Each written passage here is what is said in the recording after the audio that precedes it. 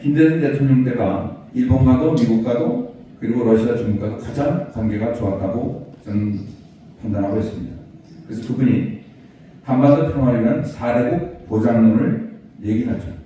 그러니까 마치 오스트리아가 중립국으로서 주위 여러 나라들과 균형 외교를 했듯이 우리도 지금은 한미동맹은 우리가 존중할 수밖에 없습니다만은 궁극적으로 통일 후에는 우리도 오스트리아처럼 중립국이 돼서 4대국과 균형된 외교를 취하는 것이 맞지 않나 저는 그렇게 생각합니다. 다음. 한 나라의 외교는 국내 문제와 깊이 연관이 되어 있습니다. 국내 여야 간의 갈등, 진보 보수 간의 갈등이 남북 관계에도 심대한 영향을 미칩니다. 사실 미국 선진국들을 보면은 국내에서는 민주당, 공화당이 싸워도 외교는 대체로 초당적으로 합니다. 큰 변화가 없어요. 따라서 진정한 남북 화해와 한반도 평화 정책을 위해서는 우선 여야 그리고 남남 갈등이 해소되어야 됩니다. 진보 정권이 아무리 남북 관계를 진전시키려 해도 보수 정권이 발목을 잡으면 이게 다 도로함이 타게 됩니다. 다음. 남북 및 남남 갈등 해소에는 정부와 정치권뿐만이 아니고 국민, 특히 언론과 또 시민단체들이 중요한 역할을 해야 됩니다. 민심에 가장 큰 영향을 미치는 것이 이들이기 때문에 진영 논리를 넘어서 정말 무엇이 민족과 또 국가를 위한 것인지 진실에 바탕한 남북 간 불신의 해소에 노력해야 되는데 요즘 유튜브 가짜 뉴스가 너무 많아서 이 양극화를 더 악화시키고 있습니다. 다음. 청년들을 위한 통일교육. 현실적으로 빠른 시일 내에 통일은 어려운 상황인데 대를 이어야 할 우리 청소년 세대들은 통일에 대한 관심이 점점 떨어지고 있습니다. 그러나 통일에 대한 희망을 놓지 말고 긴 호흡으로 차세대 교육에 만전을 기해야 되겠습니다. 제가 지금 몇 분과 함께 인터넷으로 우리 청년들에게 통일교육을 하는 그런 평화통일대학을 하자는 논의가 이루어지고 있는데 잘 됐으면 좋겠습니다. 다음. 아까 그 유네스코 헌장 얘기를 했었죠. 평화를 심어야 될 첫 번째 장소가 인간의 마음이다. 통일을 위해서는 우리의 마음을 성숙시키는 일이 선결 과제고 이는 교육과 종교가 담당해야 될 영역입니다. 특히 상대를 용서하고 악을 선으로 돌릴 수 있는 힘은 일반인으로서는 쉽지가 않고 전 종교인들이 먼저 시작해야 된다고 생각합니다. 원수를 사랑하고 원수를 은혜로 걸려야지만 이 문제가 해결되는데 이건 결국 종교인들의 몫이죠. 다음. 그 대산종사가 이런 말씀을 하셨습니다. 대산종사는 정산종사를 이으신 3대 종법사이신데 그 군사정권 시절에 이런 말씀을 하셨어요. 사람들이 모두가 멸공을 하자고 하나 극단적으로 가면 안 된다. 멸공보다는 차라리 반공이 낫고 반공보다는 승공이 나으며 승공보다는 용공이 낫고 그러나 용공보다는 화공이 더 낫고 화공보다는 부공이 더 낫다. 그러니까 공산주의가 문제가 많지만 악도 중생도 잘 가르쳐서 부처를 만들자는 그런 대자비의 마음에서는 공산주의도 그렇게 가도록 우리가 나서서 노력을 해야 된다는 그런 말씀인 것 같습니다. 다음.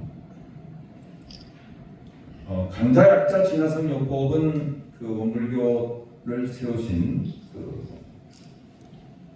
소태산 대종착께서 말씀하셨는데 요 내용이 좀 길기 때문에 요걸 주제로 해서 금년 10월 달에 한 번 더 평화 포럼이 있을 겁니다. 요약해서 얘기를 하자면 약자는 강자를 선도자가 삼아 스스로 강자에 이르도록 하고 강자는 약자가 강자 되도록 도와야 그 강을 유지할 수 있다. 그런데 자본주의는 사실 자본가, 유산자, 강자의 논리 아닙니까? 그리고 공산주의는 노동자, 농민, 무산자, 어떻게 보면 약자의 논리예요. 근데 이 강락이 서로 공존 공용해야 된다는 것이 이 강자약자 진화성 요법의 노치인 것 같습니다. 다음. 자, 중간 결론입니다. 개인 간에도 그렇듯이 남북 간 그리고 북미 간에도 마음을 자세해야 모든 문제가 풀린다는 것입니다. 남북이 전쟁에 대비하여 무기 개발에 쓰는 돈이 얼마나 천문학적입니까? 그러나 무기로 만들어지는 평화는 그 결과가 너무나 비참합니다. 이번 우크라이나나 중동 전쟁에서 여러분들 느끼고 있지 않습니까?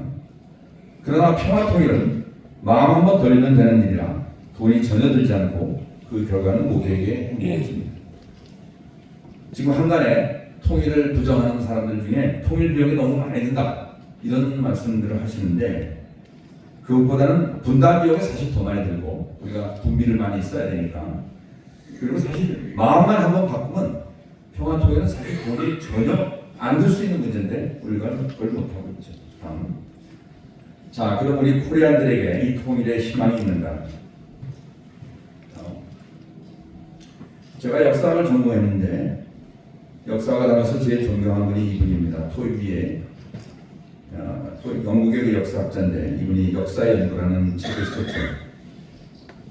이분은 그 인류 역사상 20여 개의 문명이 생성했다가 없어지고 또 생성했다가 없어지는데 이 도전과 응전이라는 그 패러다임을 제시했습니다. 그래서 기존의 문명이 내외 도전의 응전을 잘하면 새 문명으로 탄생할 수 있고 그렇지 않으면 소멸된다는 얘기입니다.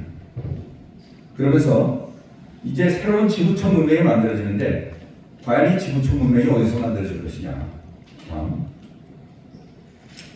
지금 지구촌의 각 지역별 문명, 유럽 문명, 중국 문명, 인도 문명 뭐 여러 가지가 있습니다만 이것이 과학 문명의 발달로 그 울타리가 없어지고 지금 지구촌이 사실상 하나가 되고 있습니다. 이 하나된 그 지구촌의 새 문명은 어디선가 시작이 되고 그래야 되는데 과연 이것이 어디냐. 그런데 이분의 논리에 의하면 새로운 문명은 대체로 서로 다른 문명이 조우되거나 충돌되는 지역에서 탄생될 가능성이 많다는 것입니다. 다음. 그래서 이 토이비 박사가 어떤 나라를 특정하지는 않았습니다만 동북아시아를 굉장히 주목했습니다. 이 동북아시아에서 새로운 문명이 태어날 가능성이 많다. 아시다시피 근대사의 동아시아는 불교와 기독교가 만났죠. 동양의 정신 문명과 서양의 과학 문명이 만났습니다. 그리고 마지막에 우리 한반도의 6.25라는 전쟁을 통해서 자본주의와 공산주의가 엄청나게 부딪혔습니다. 이 혼란 속에서 가장 고통을 받은 것이 우리 한민족인데 청일전쟁, 러일전쟁, 중일전쟁, 태평양전쟁, 한국전쟁 온갖 전쟁은 다 국제전이지만 제일 피해를 많이 본 우리 한민족이에요. 그래서 저는 이 문명 충돌의 최대 피해자인 우리 한반도에서 평화의 메시지가 나오지 않으면 안 된다. 이런 말씀을 제가 드리고 싶은 것입니다. 다음. 아까 토일리 박사의 그 도전과 응전 얘기했는데 이 서구 물질 문명 도전에 대한 한민족의 응전이 있습니다.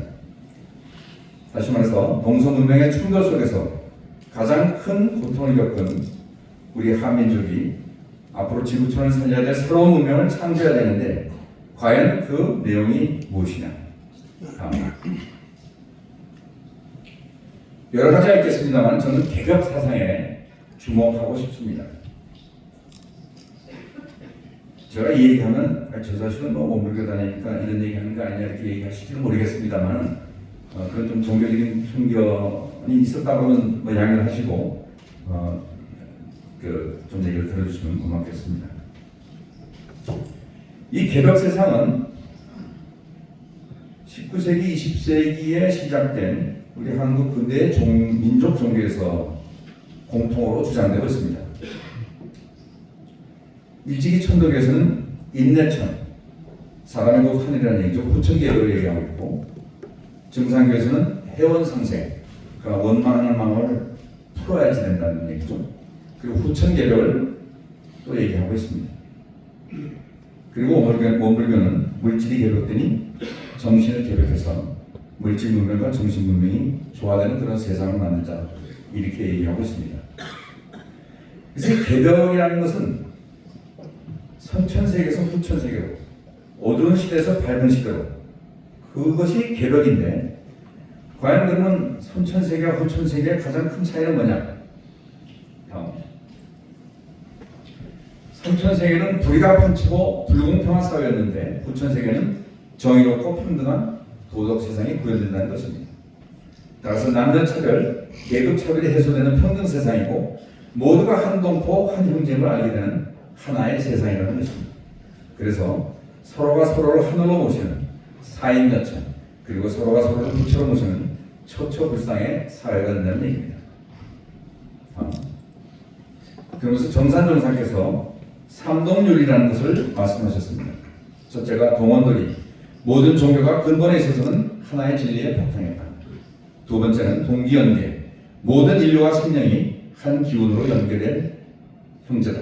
세 번째, 동척사업, 모든 사업과 정치적 주장의 근본 동기는 세상을 좋게 만들자는 것이다.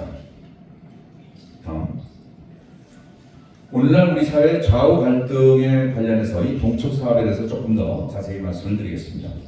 동척사업이라는 것은 지금 세계는 이른바 두 가지 큰 세력이, 여기서 두 가지 큰 세력이라는 것은 공산주의와 자본주의를 말합니다. 세력이 그 주의와 체제를 따로 세우고 여러 가지 사업을 각각 벌이고 있지만, 또한 중간에 선 세력과 그 밖의 여러 사업가들이 각각 자기의 전문 분야와 사업 범위에 따라 여러 가지 사업들을 이 세상에 벌이고 있다.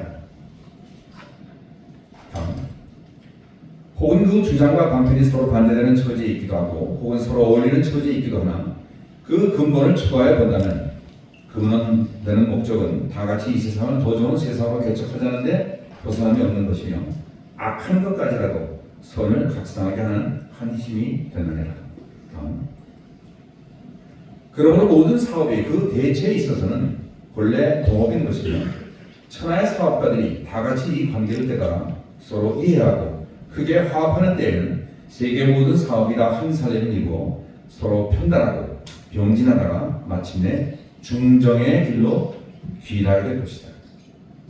그러니까 공산주의나 자본주의가 됐던 모든 주의가 궁극적으로 나가야 될 방향은 중정의 길이라는 것입니다. 이게 좀 중요한 얘기인데요. 다음, 그럼 중정의 길이 뭐냐? 사전을 찾아보면 중정은 어느 한쪽에 치우치거나 모자람이 없이 곧고 올바른, 아까 우리 그 서울교 부장님이 말씀하셨던 평화의 의미와 굉장히 비슷하죠. 한쪽으로 치우치지 않는 겁니다. 이것은 다시 말해서 원불교에서 얘기하는 이론상 불교의 법신물, 여기 혹시 처음 오시는 분이 모르겠습니다. 여기 가운데 동그란 게 이제 이론상입니다. 이건 사실 원불교의 상징이 아니고 2000년 전에 인도에서부터 시작했던 상징이에요. 그러니까 진리의 상징이죠. 네. 그 불교에서는 이걸 법신물이라고 합니다. 그 다음 유교, 도교의 태극, 또 기독교에서 얘기하는 하나님, 이 모두가 표현은 다르지만 궁극적으로 진리 그 자체를 의미하고, 정산정사는 모든 종교의 근원이 결국 하나다, 이런 말씀을 하시고 계십니다. 다음, 그래서 이 정산정사는 돌아가시기 직전에 이런 개송을 주셨습니다. 한오란 한이치에 한 집안 한 권속이 한일도 한일군으로 이런 세계, 즉 하나의 세계를 건설하자 하시고 돌아가셨습니다. 그런데 사실 원불교나 천도교뿐만이 아니고 또 기독교나 이런 쪽에도 거의 비슷한 사상들이 꽤 있습니다. 한국 기독교에서는 대표적으로 제가 이분을 소개시켜드리고 싶습니다. 네, 여러분 함사콘 선생님 잘 아시죠? 함사콘 선생님이 바로 이 유영모 선생님의 제자이신데, 이분은 기독교를 시작하여 불교, 도교, 유교를 하나로 꿰뚫은 동서통합의 영성 철학자였습니다. 이분의 말씀이라면 결국은 하나밖에 없다. 이게 절대자라는 뜻이에요. 그리고 우주의 정신인 하늘님, 이분은 하나님 대신 하늘님이라는 표현을 쓰시더라고요. 그리고 인간의 구원이라는 개개인의 얼과 큰 나인 하늘님이 합하게 될 때 구원을 받는 것이다, 이런 말씀을 하십니다. 다음, 여기 포컬라에 회원들이 많이 오셨는데 제가 천주교에서 가장 좋아하고 사랑하시는 분입니다.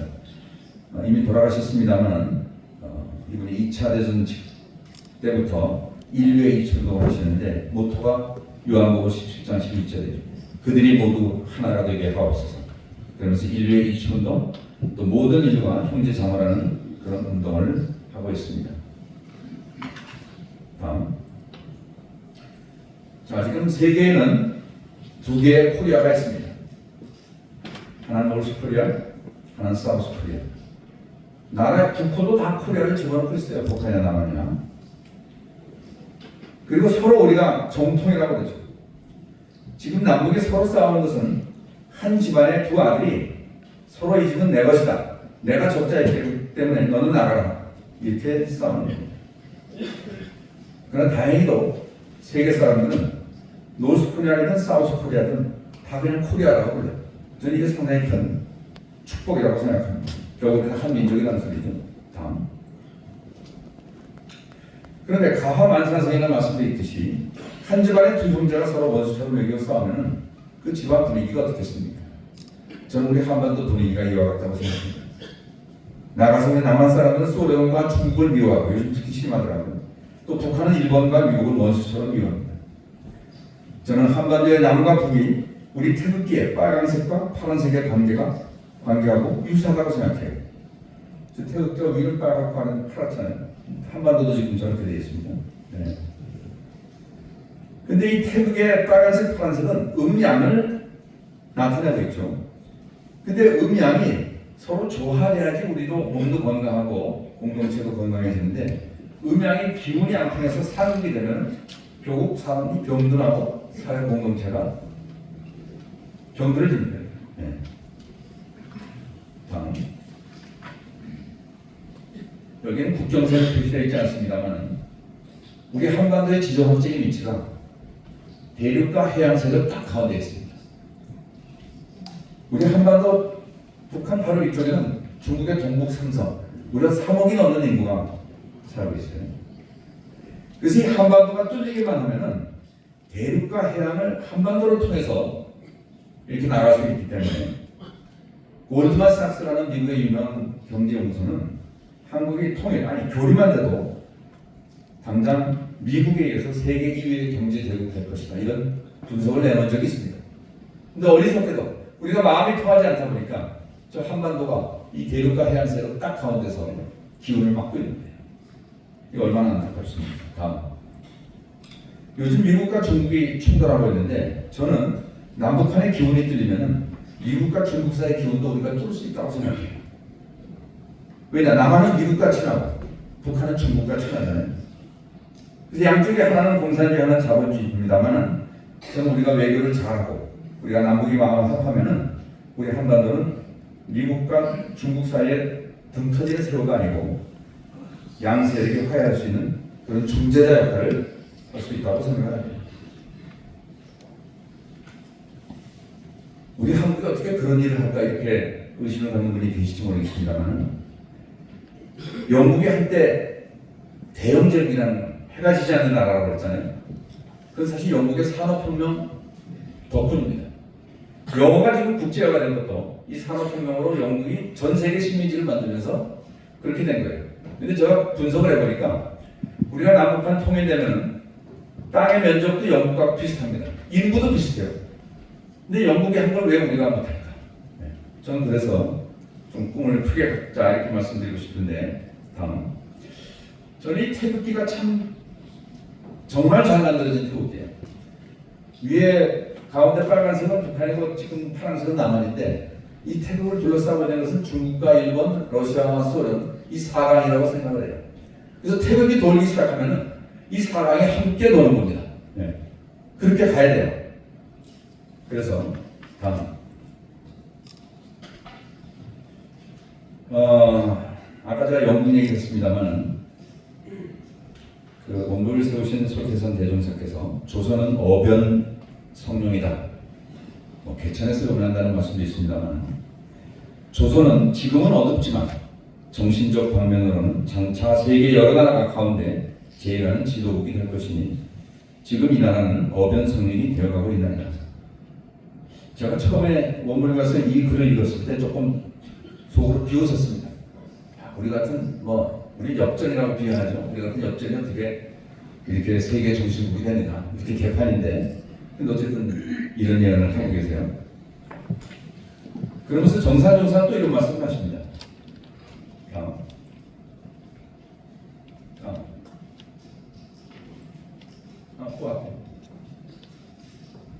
네. 한국이 평화의 발상지가 될 거라는 뜻이죠. 근세 동란이 갑오 동란을 기점으로 해서 일어났다. 1984년이 후천세기가 시작되는 시작이라는 거예요. 그러니까 사실 남북 분단이 6.25 동란 때문에 우리가 생긴 거라고 이렇게 생각합니다만은 이 정산종사나 그 소태산 대종사는 그것보다 더 좀 멀리 가서 동학혁명이 사실은 전쟁의 첫 시발점이었다 이렇게 말씀을 하시는 것 같아요. 그러시면서 동난의 비롯이 이 나라에서 된지라 평화의 발산도 이 나라에서 되리라 이런 이야기를 하십니다. 다음 그래서 이제 결론입니다.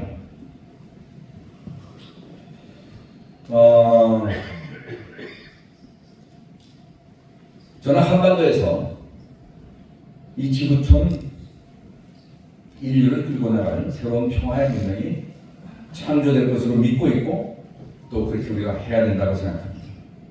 그랬을 때 극단적으로 치닫는 이 자본주의와 공산주의 이것이 삼국의 관계에서 상생의 관계로 바뀌고 물질 문명과 정신 문명 그리고 동양 문명과 서양 문명 음과 양이 조화되는 세상이 되고 그래서 결국은 모든 인류가 한 형제 또 세계가 한 일터가 돼서 모든 인류가 하나의 세계 시민이 되는 그런 날이 올 것이고 그 지역을 우리 코리아가 해야 된다. 이렇게 저는 믿어 의심치 않습니다. 동의하십니까? 네.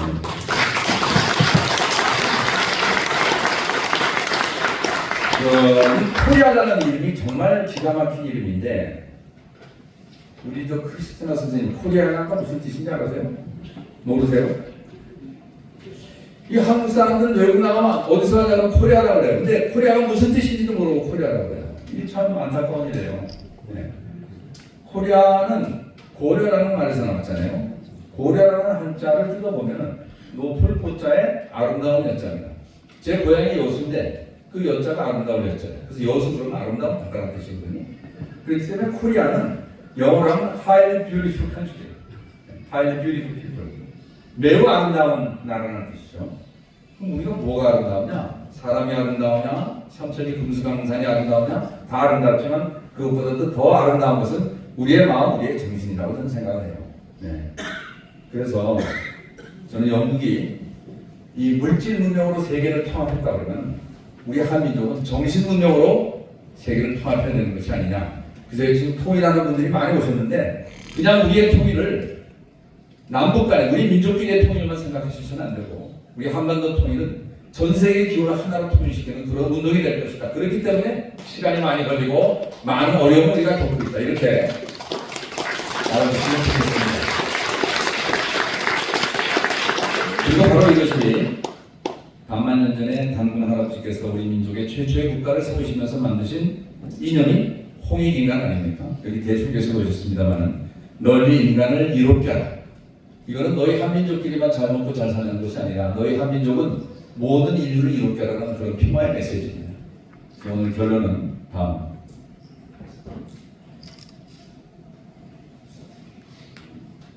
네. 그 남남 갈등의 시끄러운 소리는 선천세계에서 후천세계로 가면서 가는 계백의 산는 소리다. 그리고 남남 갈등과 남북 갈등의 근본 원인이 우리의 마음에 있는 만큼 이를 해결하기 위해서는 원수를 은혜로 돌리고 서로를 하늘로 붙들어 섬겨야 한다. 나아가 한반도 평화를 통해 새로운 지구 문명을, 지구촌 문명을 이루는 한민족의 미션을 우리는 각오해야 된다. 느껴야 된다. 다음. 그래서 결국은 우리는 하나라는 말씀으로 제 강연을 마치도록 하겠습니다. 감사합니다.